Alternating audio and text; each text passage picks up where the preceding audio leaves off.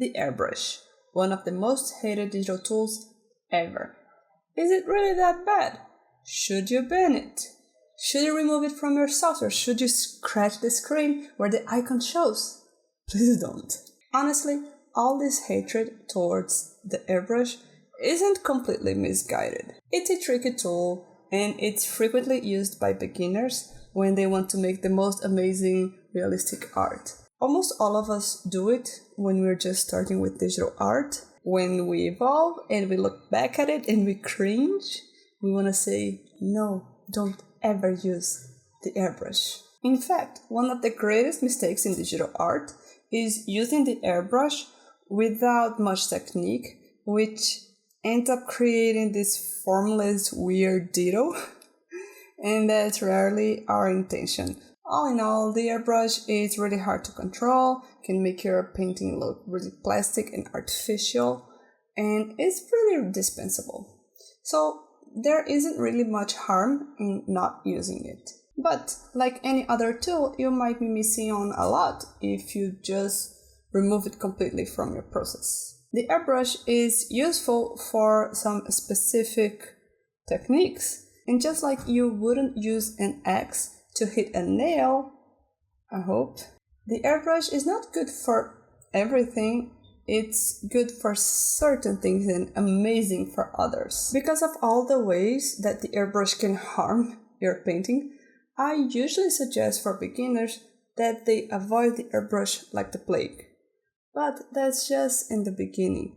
It's not something that you should really completely ban from your process forever. There are some ways it can come in handy.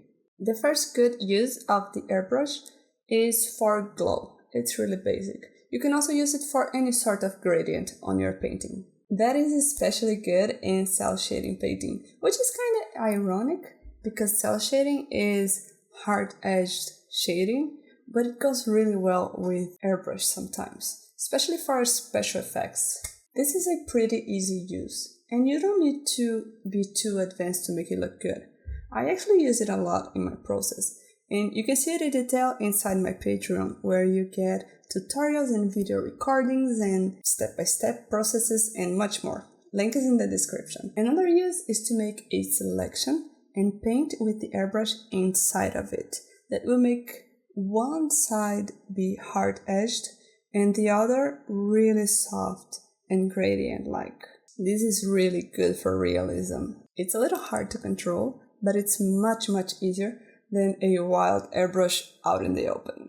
The last use I've seen of the airbrush is how we've intended to use when we were beginners and tried to paint with it. That is to add form, like when you're painting a cylinder, for example. This is the trickiest and also the hardest one to master. And honestly, I still don't feel really comfortable with it because it's really easy to lose the form when you use the airbrush like this. But honestly, I think that's alright. We don't need to use every tool in every possible way.